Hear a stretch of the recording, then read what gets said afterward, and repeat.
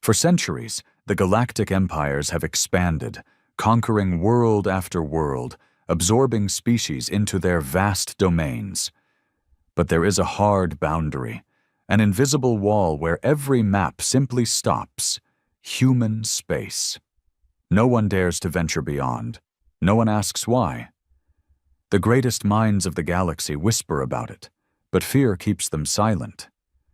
The Cathari, a proud and ancient race, had mapped thousands of star systems, their empire stretching further than any other. Yet, when they reached the human territories, their grand explorers simply stopped. They didn't return. No distress signals, no final messages, no wreckage. Just silence.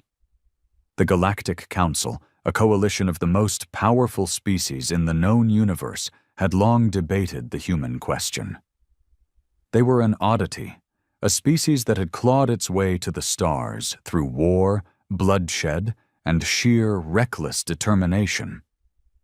Unlike other civilizations that grew through diplomacy or slow advancement, humans expanded like fire, violent, unpredictable, unstoppable. And then, just as suddenly as they had appeared, they stopped. Their ships no longer explored. Their colonies did not spread beyond a specific border. No wars, no treaties, no further expansion. They had drawn a line in the void, and no one dared cross it. But someone had to ask. Ambassador Koran Vesh of the Zixari Dominion had spent his life studying the humans. They were fascinating. Fragile yet terrifying, weak yet impossible to subdue. He had read the reports, listened to the stories, and felt the unease that ran through the council whenever the topic of Earth was brought up. And now, he had his chance. A human delegation had extended an invitation, the first in over a century. A single ship was allowed to enter their space, to meet them on one of their core worlds.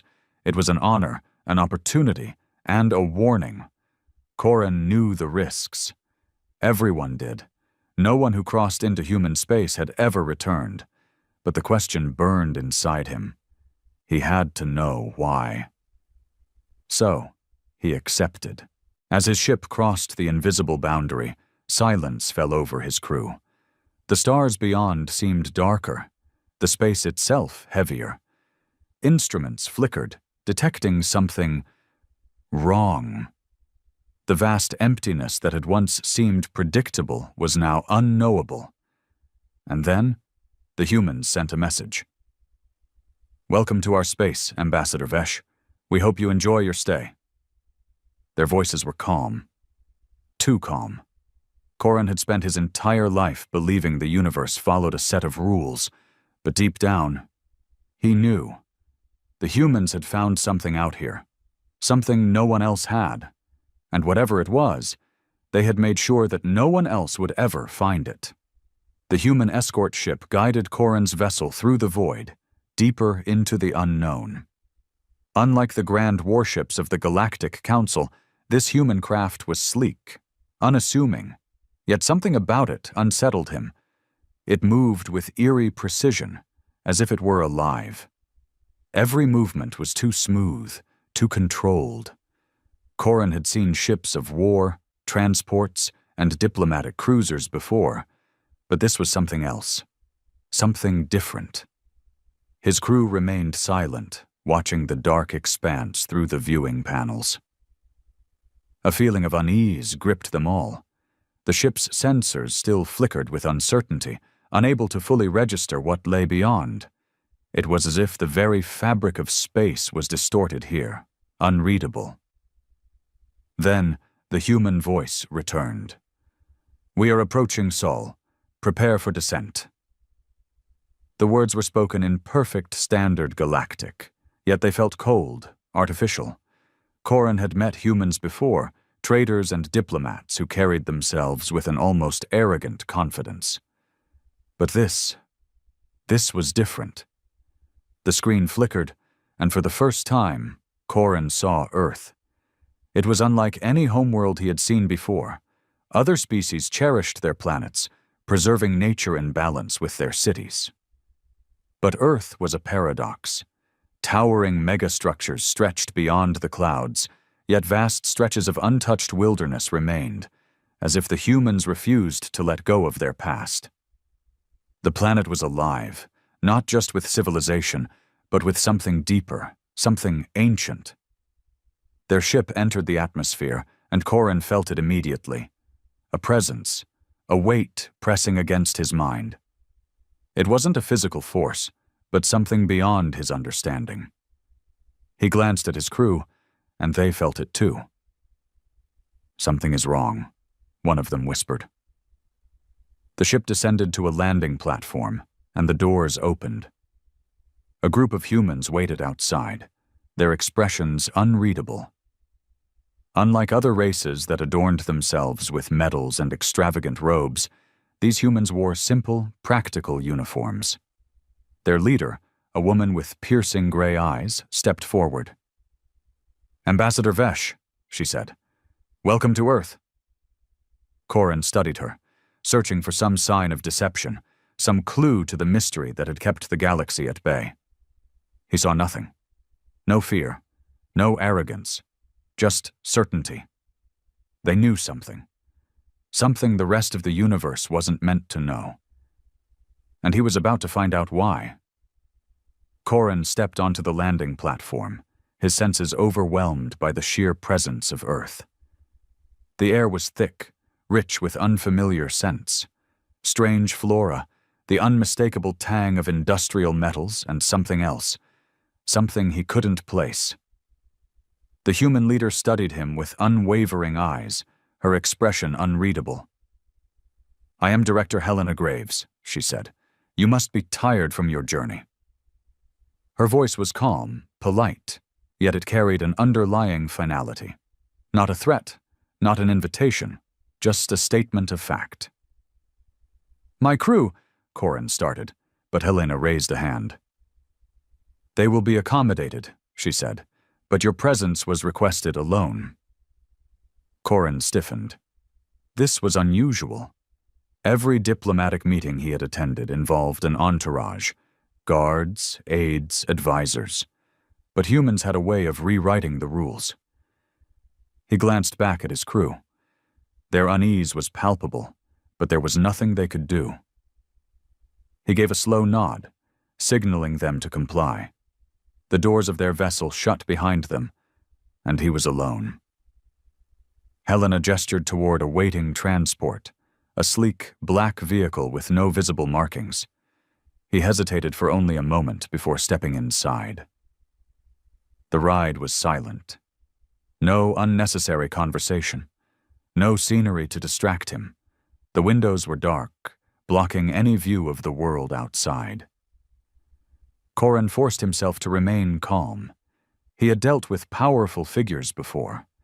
He had stood before warlords and emperors. Yet, somehow, sitting beside this human woman in this unmarked transport, he felt something new. Not fear. Dread. After what felt like an eternity, the vehicle stopped. The doors opened, revealing a vast underground structure. The architecture was unsettling. Smooth, seamless, and impossibly precise. It was not the crude industrialism he had expected from humans. No visible seams, no unnecessary ornamentation. Just pure, functional design. "Follow me," Helena said. She led him through a series of hallways, deeper into the facility. The walls were lined with massive doors, each marked only by a series of numbers.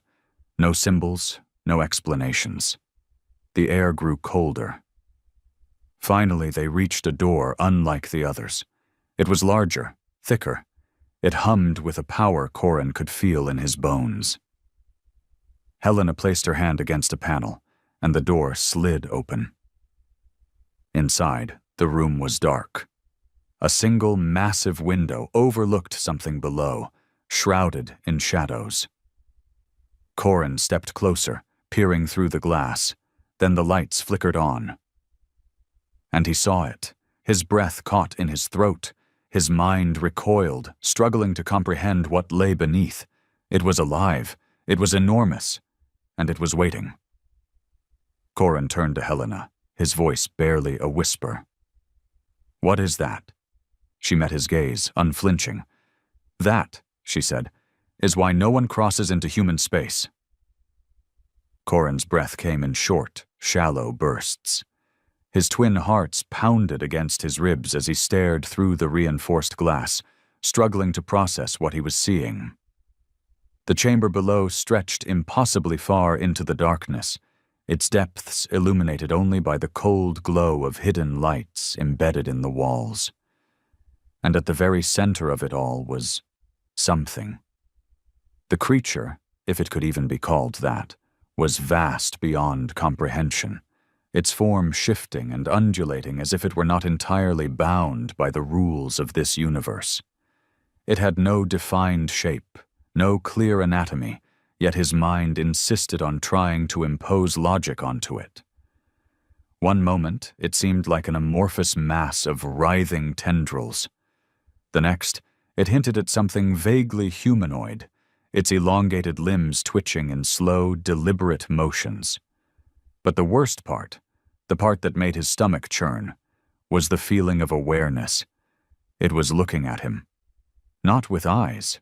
There were no eyes, but Corin could feel its attention settle on him, seeping into his very being like an oil slick spreading through water.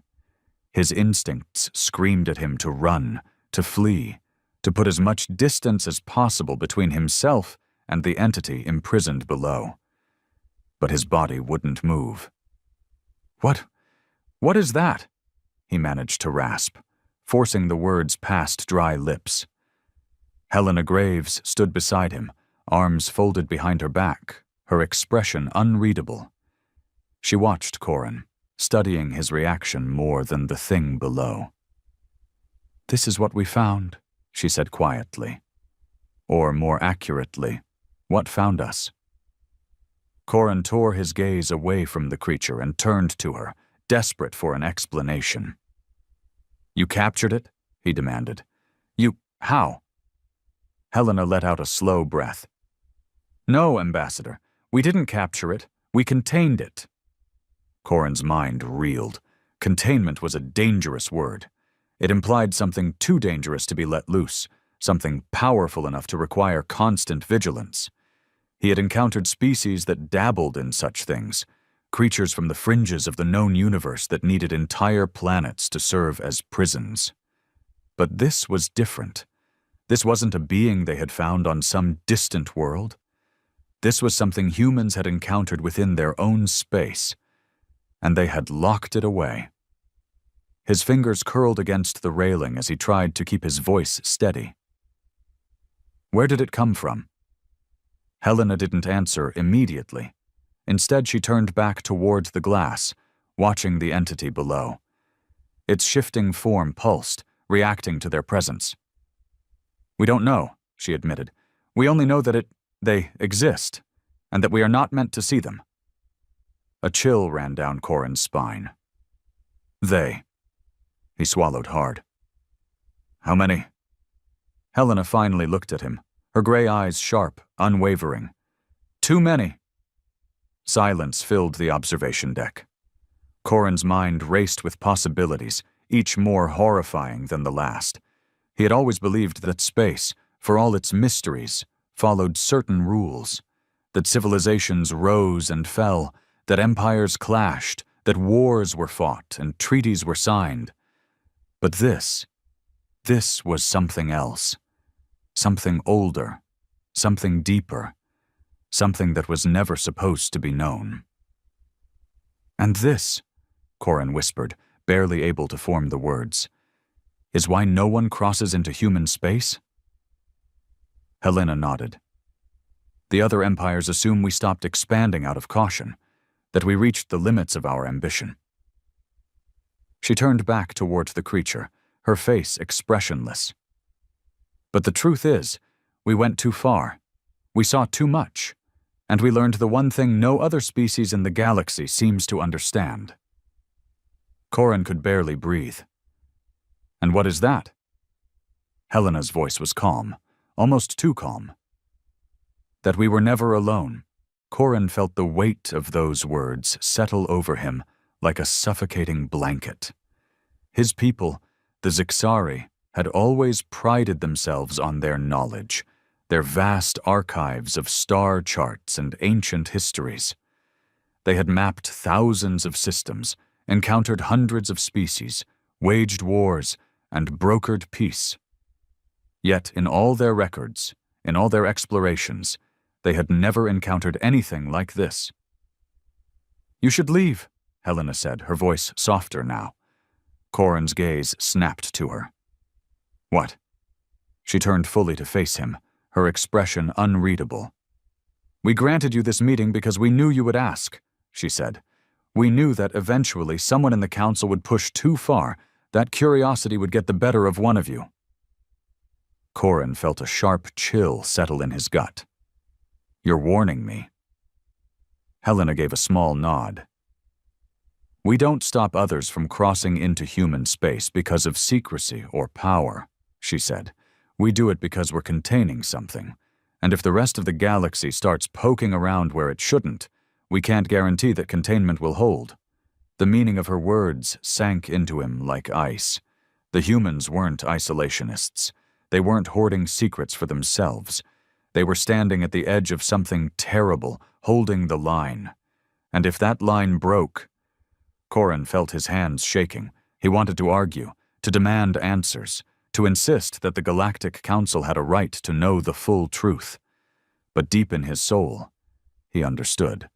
Some truths were better left buried. Some doors were never meant to be opened. And the humans, reckless and terrifying as they were, had learned that lesson the hard way. Corin exhaled slowly and stepped away from the glass. "Take me back to my ship." Helena nodded once. No argument, no further discussion, just quiet understanding. As they walked away from the observation deck, Corin forced himself not to look back, not to glance one last time at the shifting, impossible thing in the chamber below. But as the doors slid shut behind him, he heard it. A whisper, a voice not meant for mortal ears. "We see you." Corin did not speak for the rest of the journey, because for the first time in his life, he truly understood fear. The journey back to his ship was suffocating. Corin sat in silence, his mind spinning with the weight of what he had just witnessed. The transport moved with the same eerie precision, gliding through the underground corridors without a single jolt or hesitation. Every second that passed, the whisper echoed in his mind. "We see you." The words had no source, no mouth to speak them, and yet he had heard them as clearly as if they had been spoken into his ear. He clenched his fists, forcing himself to focus. He was a diplomat, an ambassador. He had dealt with the most cunning, manipulative beings in the galaxy. He had stood before warlords, debated with rulers who held the fates of entire worlds in their hands. And yet, nothing had prepared him for this.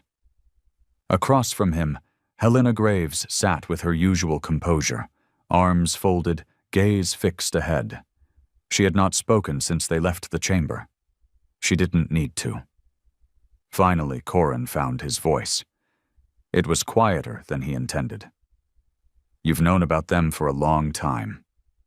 Helena nodded. "Longer than you'd believe." Corin exhaled sharply. "And you've kept it from the rest of the galaxy, all this time." A small, humorless smile flickered across her lips. "Would you have done any different?" He wanted to say yes.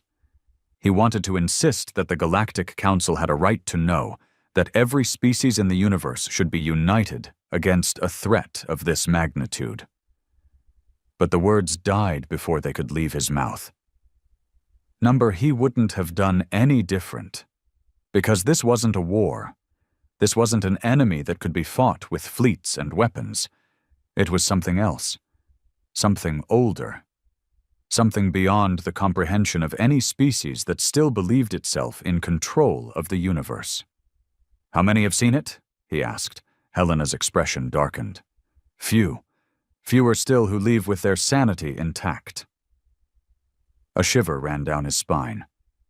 "You will return to your people," she continued.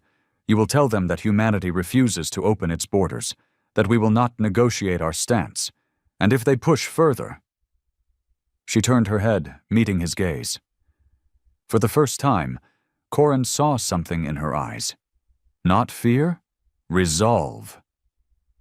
"If they push further," she said, "we won't stop them, but we won't be responsible for what happens next." A heavy silence settled between them. Corran let out a slow breath, his mind working through the implications. If he told the council the truth, they would demand evidence. They would send scouts, then research teams, then warships. They would probe the depths of human space, believing themselves prepared for what they might find. But they weren't prepared. Not for this.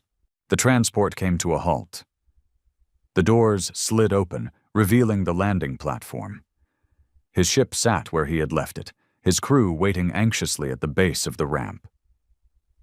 They stiffened as he stepped out, their eyes flickering between him and the human escorts.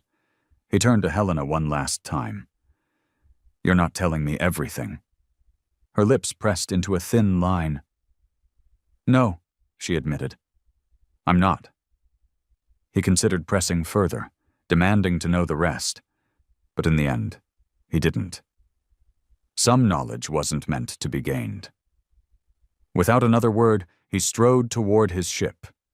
His crew followed him without question, sensing the weight of his silence. The doors sealed behind them, and Corran moved straight to the command deck. "Prepare for immediate departure," he ordered. The ship's engines roared to life. As they ascended, leaving Earth behind, Corran took one final glance at the blue planet shrinking below them. It was not an empire. Not a war-hungry dominion seeking to expand its reach. It was a wall, a thin, fragile wall between the known universe and something no one should ever see. And for the first time, Corran prayed it would hold.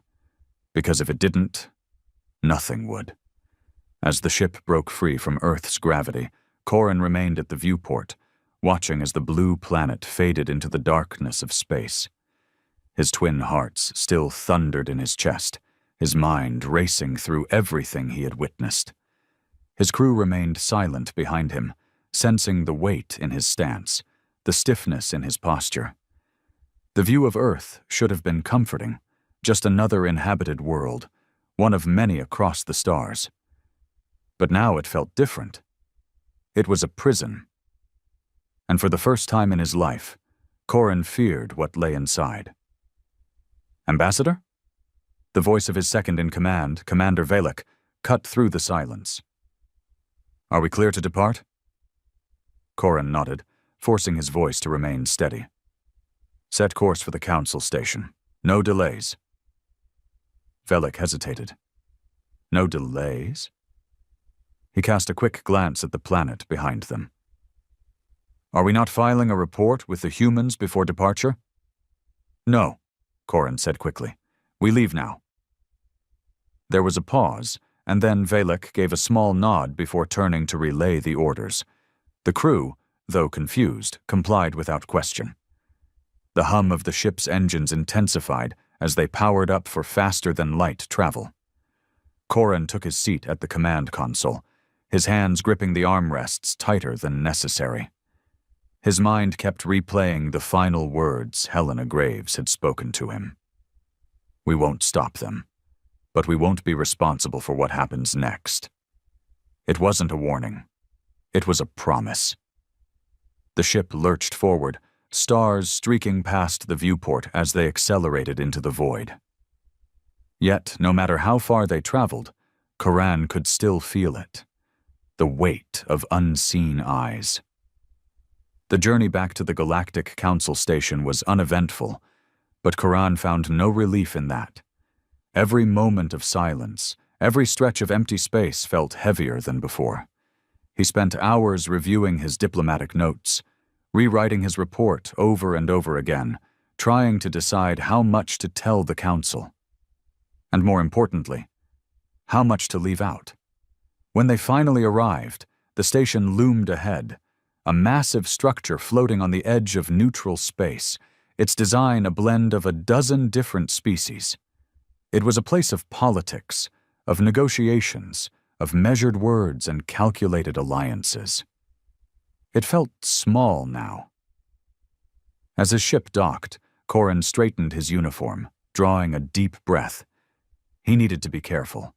One wrong sentence, one misplaced warning, and the Council would push for deeper investigation. And that could not happen. The airlock hissed open, and he was greeted by an escort of officials. They were waiting for him. Word had already spread that he had met with the humans.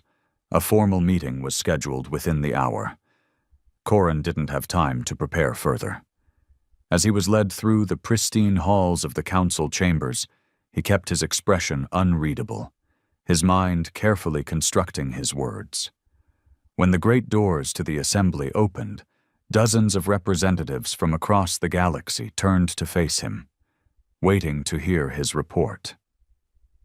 He took his place at the center of the room, standing tall despite the weight pressing on his shoulders. "The negotiations with humanity have concluded," Corrin began, his voice steady, "and their stance remains unchanged. They will not expand. They will not open their borders, and they will not discuss the reasons behind their isolation." Murmurs rippled through the chamber. He could already see the dissatisfaction among the more aggressive factions. They would want to press further. They would demand answers. Corrin inhaled slowly. Now was the moment of decision. Tell the truth, and risk everything. Or lie, and pray the galaxy never learned what lurked beyond the edge of human space. He exhaled, his voice calm, practiced, controlled. Humanity has chosen their path, and I strongly advise the Council to respect it. Silence. Then the voices rose. Some agreed, others protested. Questions were thrown at him from every direction, but Corrin stood firm, his expression unreadable. Because there was one truth he knew for certain. Some secrets should never be uncovered, and some warnings should always be heeded, even when they came from the most dangerous species in the galaxy. The council chambers erupted in a chaotic wave of murmurs and debates, the voices of dozens of species rising in frustration. Corrin remained still, letting the noise wash over him. He had expected this reaction. The Galactic Council had spent centuries expanding, learning, and cataloging every corner of the known universe. The idea that a species, a younger species no less, could block them from further exploration was an insult to their collective authority. A voice cut through the noise. "Ambassador Corrin." He turned his head toward the source. High Chancellor Virak of the Kevar Dominion, a towering figure of scaled green skin and piercing golden eyes, stood from his seat. Unlike the others, his voice carried no frustration, only cold calculation. "You expect us to accept this answer?" Virak asked, his gaze locked onto Corrin like a predator studying its prey. "To simply respect their refusal?" Corrin kept his expression neutral. "Yes." A ripple of dissatisfaction spread through the chamber. Virak's lips curled in something resembling a smile. "And why exactly should we do that?" He leaned forward slightly. "You're asking the Council to abandon a region of space simply because the humans said so. You must understand how weak that sounds." Corrin's fingers twitched at his sides. "It is not weakness," he said carefully. "It is wisdom." Virak's eyes narrowed. "Then share this wisdom with us." The chamber quieted, all eyes on Corrin. He felt his twin hearts pound against his ribs.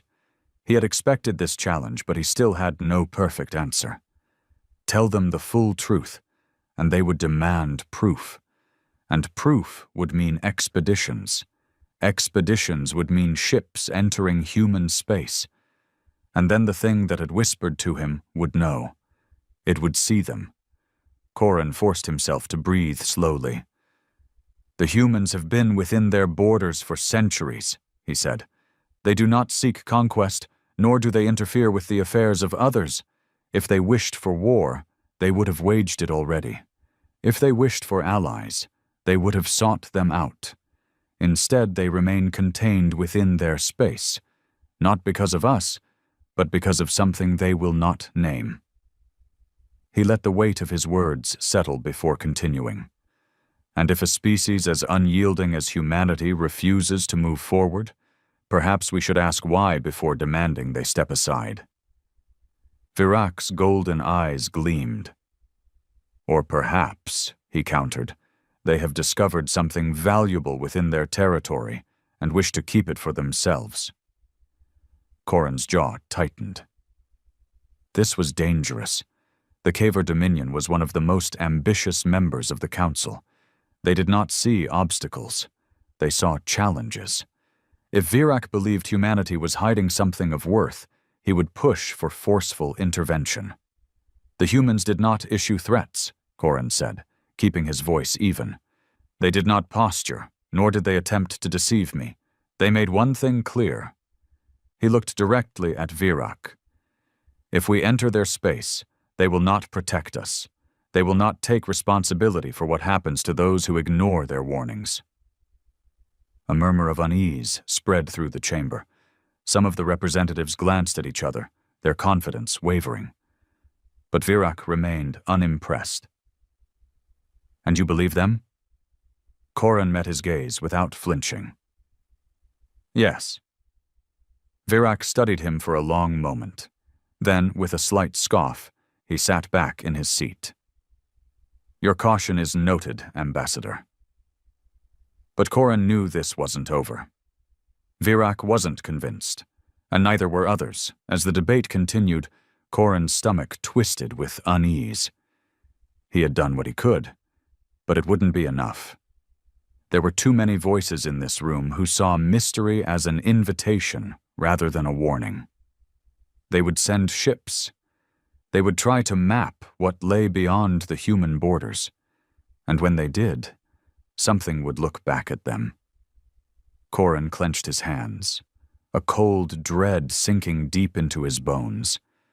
He only prayed that when the council finally understood the truth, it wouldn't be too late. The council meeting dragged on for hours, filled with debates, counter-arguments, and bureaucratic posturing. Some representatives argued that humanity's secrecy warranted investigation. Others, more cautious, suggested patience and diplomacy. But Korin knew the truth. The council was not an institution known for patience. By the time the session ended, nothing had been decided outright.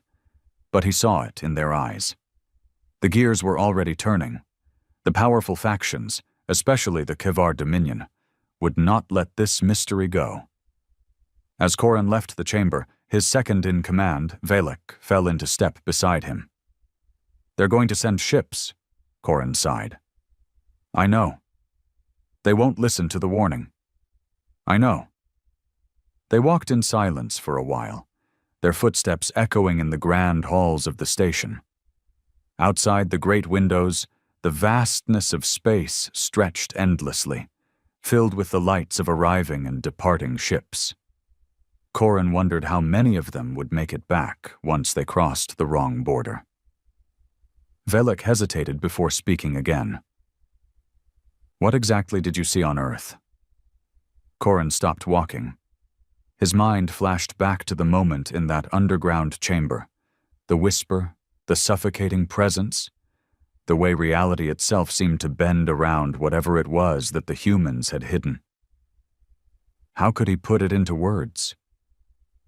He turned to Velek, his expression grim. "I saw something I don't understand." He paused. "And I don't want to understand it." For the first time, Velek looked uneasy. "That bad?" Korin exhaled slowly. "Worse." They resumed walking, but Korin could tell his second-in-command was shaken. Good. A little fear was better than reckless curiosity. When they reached their ship, Corin wasted no time preparing for departure. He didn't want to linger on the station. He had done what he could. Now, he could only wait. As the ship disengaged from the station and set a course for neutral space, Corin allowed himself a brief moment of relief. He had delivered the warning.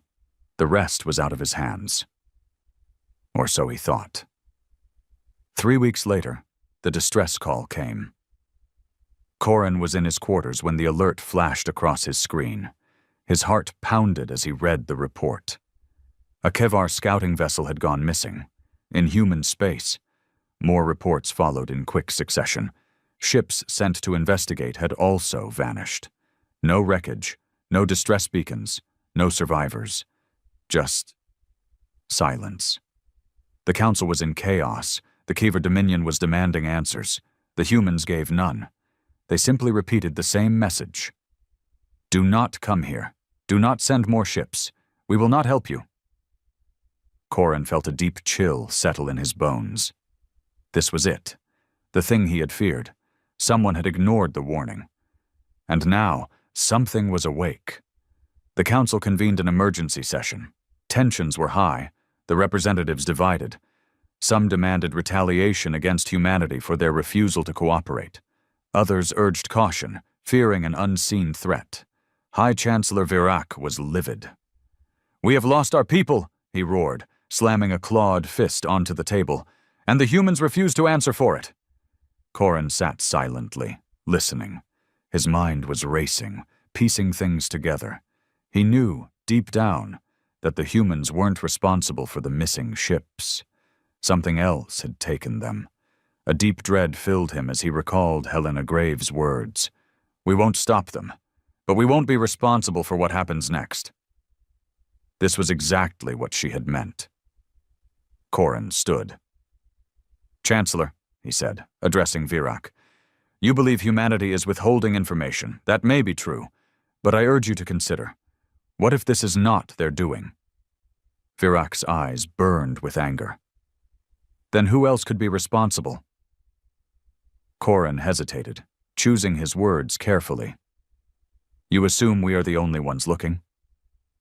He let the implication settle. What if something was looking back? The chamber fell into an uneasy silence. The thought was too terrible to consider. Virac sneered. "If there is a threat, we must uncover it. We cannot let humanity dictate the limits of our knowledge." Corin clenched his fists. This was exactly the kind of thinking that would doom them all. But before he could argue further, the emergency alarms blared. A new transmission had arrived. From the missing Kevar vessel. And what it contained was worse than anything Corin could have imagined. The chamber fell into a stunned silence as the emergency transmission played across the central holoscreen. The image was grainy, flickering with static, but the voice that came through was unmistakably Kevar. "This is Scout Vessel Vorash. We are lost." The voice was trembling. Corin had never heard a Kevar sound afraid before. They were a warrior species, bred for battle, their culture built on strength and dominance. But this was terror. "They are here," the voice continued, barely a whisper now. Not human. They are watching. We were wrong. We were—" A sudden burst of static cut off the voice. Then something else came through.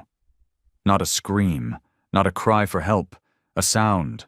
A low, distorted whisper layered over itself 1,000 times, as if a chorus of unseen mouths were speaking in unison. It wasn't in any known language. It was something deeper, something primal, and every single person in the chamber felt it. Some clutched at their chests as if the sound alone was pressing against their lungs. Others shuddered as a deep, cold dread crawled down their spines. Then suddenly, silence. The transmission cut out. The chamber remained frozen in horror. No one spoke. No one moved. Until Virac stood. "Where did that signal come from?" His voice was sharp, but there was an edge to it, something he was trying to suppress. A technician hesitated before responding. It originated from the far edge of human space. Virak's jaw tightened. Then we send a fleet. Corin's stomach dropped. You can't be serious.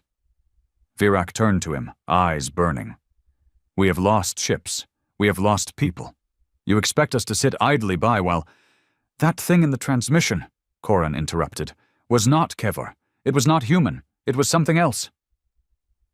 Virak scoffed. And what do you suggest? That we leave our missing to whatever horror lurks out there? Corin's mind raced. There had to be another way. Send a diplomatic envoy. Speak with the humans.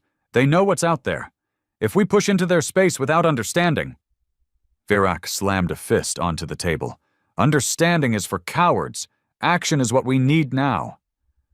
Corin clenched his fists. If you send ships into human space, you won't just be dealing with the humans.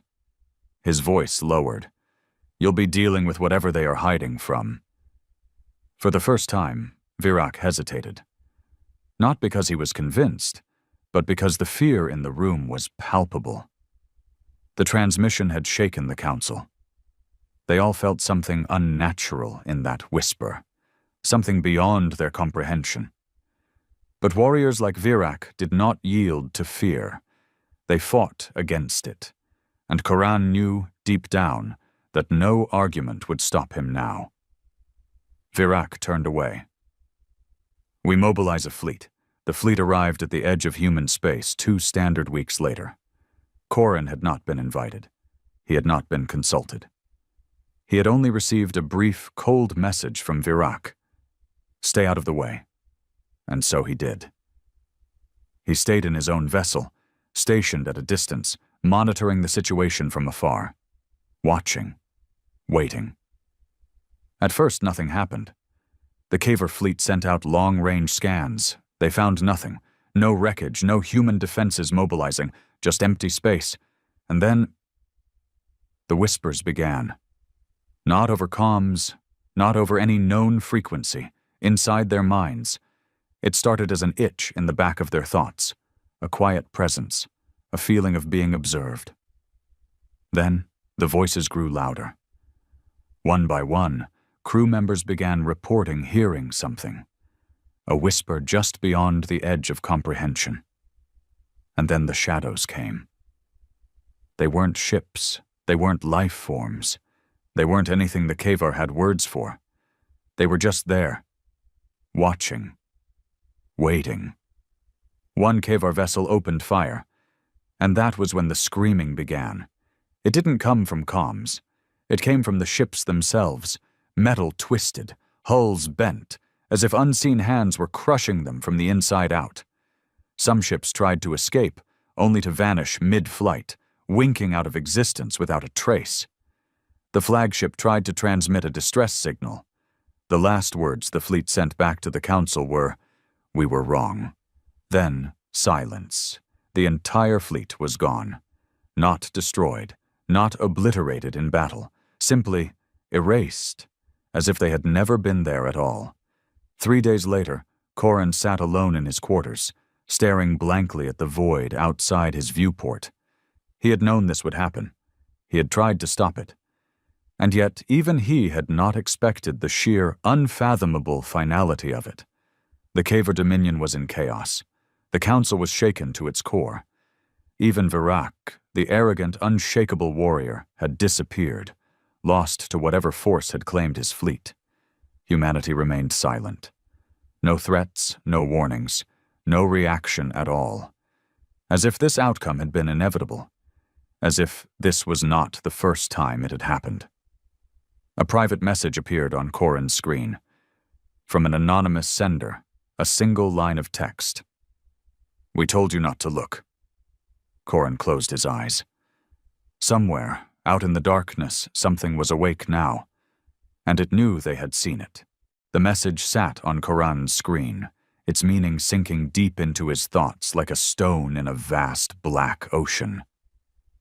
"We told you not to look, not a threat, not a warning, just a statement of fact." His hands clenched into fists. The Kaver fleet was gone. Not destroyed, not crippled, just erased, as if they had never existed in the first place. And humanity? They didn't celebrate. They didn't retaliate. They simply watched, unbothered, as if this had all played out before. Corin exhaled slowly. He had one choice now, one chance to do what no one else had the sense to do. He had to talk to the humans. The journey to Earth was uneventful. No human ships intercepted him. No warnings blared through his comms. But that was what unsettled him most. They knew he was coming, and they weren't stopping him. That meant one of two things. Either they didn't see him as a threat, or they didn't see anyone as a threat anymore. The surface of Earth was as unassuming as ever. Bright blue oceans, vast continents teeming with life, cities stretching into the sky, filled with technology that was dangerously behind what some other species had developed. Yet here humanity was, untouched, unchallenged, unafraid. Helena Graves was waiting for him. She stood on a quiet observation deck overlooking a sprawling city, hands folded behind her back, a faint smirk on her face. "I was wondering when you'd show up." Corin stopped a few paces away from her. "You knew this would happen." Helena tilted her head slightly. "We warned you." Corin's hands twitched. "You let them die." Her smirk faded. "No." She turned to face him fully.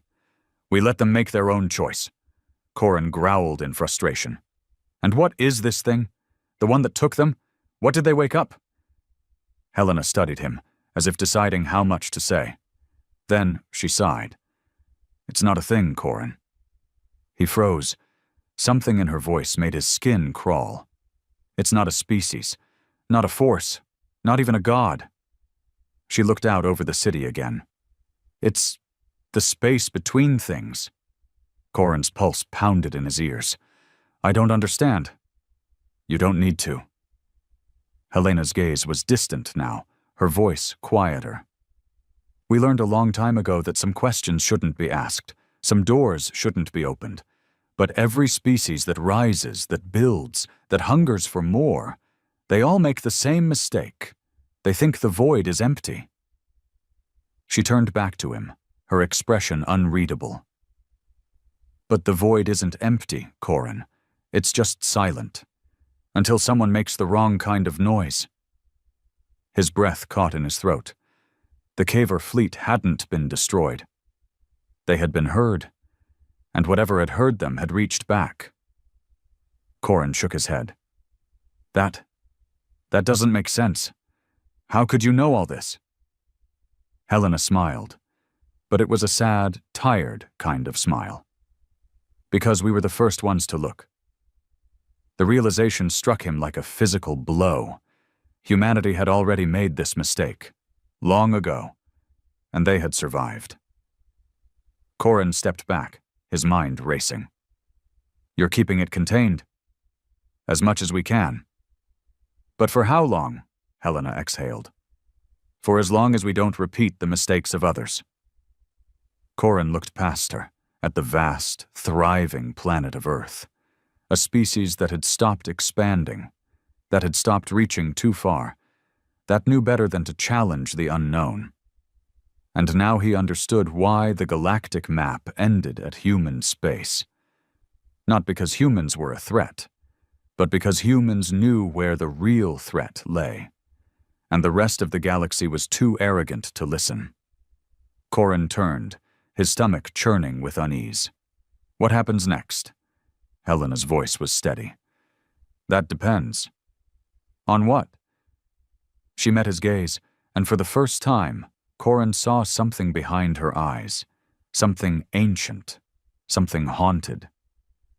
"On whether or not the galaxy can learn to be quiet." Corin left Earth that day with more questions than answers. But one thing was certain. There was no war to fight, no enemy to defeat, just an endless, watching silence, and the knowledge that somewhere, out in the void, something was still listening,